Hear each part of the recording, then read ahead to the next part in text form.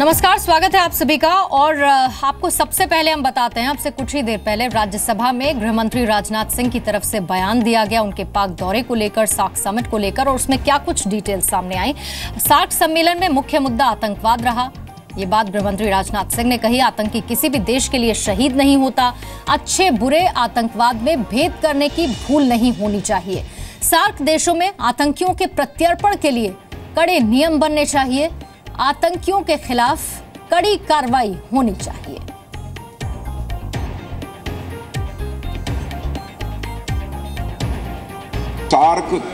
SAARC गृह मंत्रियों की 7वीं बैठक में मैंने दिनांक 4/8/2016 को भाग लिया।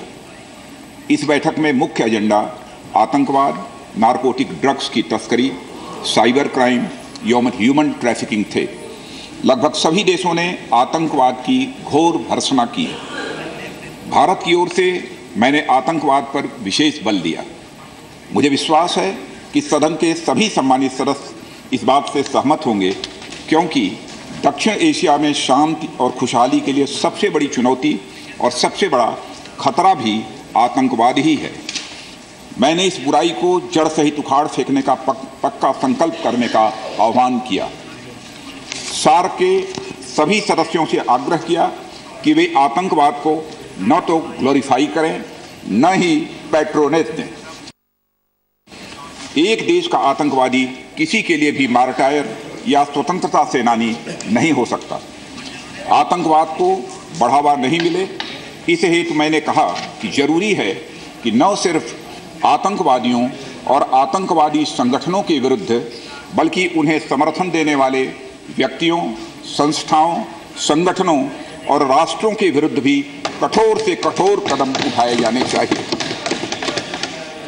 आतंकवाद की हैवानियत से तभी निपटा जा सकेगा। और इस पर और ज्यादा बातचीत करने के लिए इस वक्त मेरे सहयोगी रविंद्र कुमार सीधे जुड़ चुके हैं। सीधा हम उनका रुख कर लेते हैं। रविंद्र, बड़ी बातें राजनाथ सिंह की क्या रही, उसकी डिटेल्स हमने यहाँ पर दी, जिसमें से निकल कर आया कि आतंकवाद प्रमुख मुद्दा रहा, जिसे सार्क समिट में गृह मंत्री राजनाथ सिंह ने सामने रखा। लेकिन क्या महज ये बयान देने के बाद अब विपक्ष संतुष्ट होगा इसके साथ? और साथ ही क्या लगता है कि इस अप्रोच के साथ अब आतंकवाद के मुद्दे पर बाकी जो देश हैं वो अब साथ में आएंगे, जैसा कि पहले भी कह चुके हैं, और पाकिस्तान का कोई रवैया बदलेगा?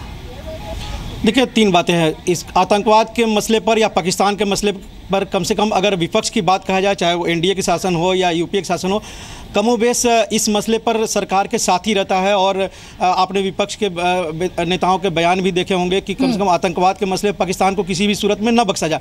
और जहाँ तक दूसरे देशों की बात है, तो कल जो सार्क समिट हुआ, वहीं पर देखिए कि बांग्लादेश हो या अफगानिस्तान हो, कहीं ना कहीं पाकिस्तान को घेरने की कोशिश की, जैसा कि राजनाथ सिंह वहाँ भी कहे। और ये बात सामने आई है कि बांग्लादेश के गृह मंत्री हो या अफगानिस्तान गृह मंत्री साहब कहा कि हमारे देश में जो आतंकवाद हो रहा है उसके लिए कहीं ना कहीं पाकिस्तान जिम्मेदार है। तो बाकी जो देश है कहीं ना कहीं पाकिस्तान खिलाफ और भारत के साथ दिख रहे हैं, खासकर अगर बांग्लादेश और अफगानिस्तान जहां पर आतंकवाद काफ़ी चरम पर है। और पाकिस्तान के रवैये में जहां तक बात है, तो ये बदलना काफ़ी मुश्किल है, लगभग नामुमकिन है। आप देखिए, बुरहान वानी आतंकवादी है, उसको शहीद कहा जाता है, खुद पाकिस्तान के प्राइम मिनिस्टर कहते हैं। तो पाकिस्तान के रवैये में कोई परिवर्तन नहीं होने वाला, ये तय है। भारत का स्टैंड काफ़ी टफ होगा, और उसमें अफगानिस्तान और बांग्लादेश जैसे अगर देश साथ में आ जाते हैं तो एक बड़ी बात होगी सार्क समिट के लिए। रविंद्र, मैं लौटूंगी आपके पास। पहले गुलाम नबी आजाद ने क्या काम, वो सुनवा देते हैं गृह मंत्री राजनाथ सिंह के इस बयान के बाद। और हम पूरा अप्रिशिएट करते हैं कि जो आपने इश्यूज उठाए और उसका समाधान निकालने के लिए हम आपके साथ। रविंद्र मेरे सहयोगी बने हुए हैं। रविंद्र, गुलाम नबी आज़ाद को हमने सुना, लेकिन साथ ही गुलाम नबी आज़ाद ने यह भी कहा कि एक प्रोटोकॉल के तहत अगर हमारे गृह मंत्री जाते हैं पाकिस्तान में और उन्हें वो सम्मान वहां पर नहीं मिलता है, तो हम उसे सीधे तौर पर कंडेम भी करते हैं। और ये बात लगातार हर तरफ से आ रही है कि जिस तरह का सम्मान मिलना चाहिए था गृह मंत्री राजनाथ सिंह को, वो सम्मान नहीं मिला। क्या सदन में इस पर भी कुछ कह सकते हैं गृह मंत्री? देखिए, राज्यसभा में एक परंपरा ये होती है कि विपक्षी नेता सवाल पूछते हैं और संबंधित मंत्री उसका जवाब देते हैं। विपक्ष के नेता कम से कम जो भी है ये प्रोटोकॉल की बात तो वहाँ पर उठाने से परहेज करेंगे, आतंकवाद पर ही बात करेंगे। और जैसा कि प्रोटोकॉल की बात है, जगजाहिर है, सार्क समिट में गए थे, 7-8 कंट्री के गृह मंत्री वहाँ भाग ले रहे हैं। इंटरनेशनल एक तरह समिट था, वहाँ पाकिस्तान को इस तरह का रवैया अपनाना नहीं चाहिए था। काफ़ी कंडेम यहाँ भारत और सार्क के अन्य देशों में भी हो रहा है। तो पाकिस्तान के रवैया में किसी तरह के परिवर्तन नहीं होने वाला है। उसे एक अच्छा मौका था कि वहाँ पर अपना एक वो चेहरा दिखाता कि आतंकवाद से, जैसा कि नवाज शरीफ खुद कहते हैं कि हम आतंकवाद से पाकिस्तान पीड़ित है, तो सही में वो हम दिखाते कि हाँ पाकिस्तान इसके प्रति गंभीर है और जो मोस्ट वांटेड जो क्रिमिनल जो पाकिस्तान में है उसे हम देने के लिए कोशिश करेंगे। जैसा कि राजनाथ सिंह ने भी बयान में कहा कि जो भी कंट्री हो सार्क में, अगर कोई मोस्ट वांटेड क्रिमिनल उनके देश में है उसे प्रत्यर्पित करने के उसमें सहयोग देना चाहिए। कहीं ना कहीं इशारा दाऊद इब्राहिम, हाफिज सईद जैसे नेता जैसे आतंकवादियों के पर ही है। और राजनाथ सिंह ने ही कहा, लेकिन पाकिस्तान के रवैये में कोई बदलाव आएगा ये सोचना भी अभी जल्दबाजी होगी। लगभग एक है कि सोचा भी नहीं जा सकता है। लौटूंगे आपके पास रविंद्र, लेकिन राज्यसभा में नेता विपक्ष गुलाम नबी आज़ाद, अभी हमने आपको सुनवाया कि राजनाथ सिंह की जमकर तारीफ भी उन्होंने की और साथ ही उन्होंने क्या कुछ कहा सदन के भीतर, आप सुनिए।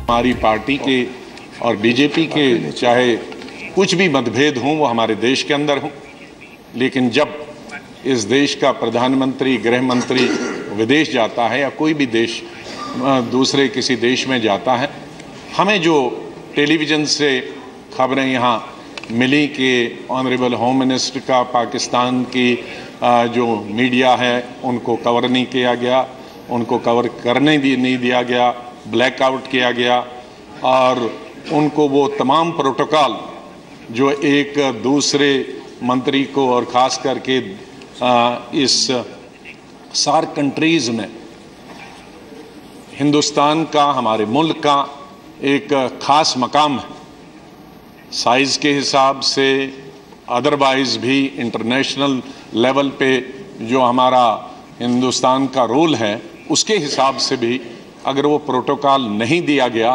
तो इसकी हम घोर निंदा करते हैं। और ये भी बताया गया कि जब होस्ट ही गायब था, इसकी भी हम घोर निंदा करते हैं और हम पूरा अप्रिशिएट करते हैं कि जो आपने इश्यूज उठाए और उसका समाधान निकालने के लिए हम आपके साथ। और एक बार फिर से हम राज्यसभा का रुख कर लेते हैं। Very boldly made out a case of India before the SAARC countries, and also as per the report subject to correction, our Honorable Home Minister was not properly treated in Pakistan, and even without taking food he returned back to India. That is one of the news channels showing it. So I would like to know what had happened in Pakistan, how the treatment was. Thank you, sir. Thank you very much, Dilip Turki.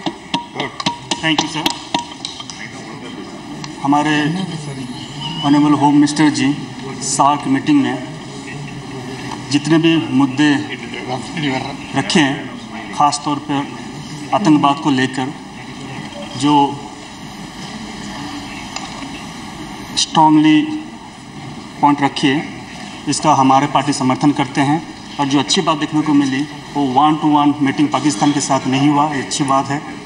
साथ ही साथ जो consistency जो आप दिखा रहे हैं उसको भी हम समर्थन करते हैं। लेकिन एक बात जो सामने दिख रहा है, जो पाकिस्तान की तरफ से जो आपका स्टेटमेंट हमारे मीडिया भाई को वहाँ प्रवेश में मना, वहाँ पब्लिश ना करना, पाकिस्तान में पब्लिश ना करना, दुनिया को न दिखाना, ये वाली सोचने वाली बात है। इसके ऊपर आप क्या?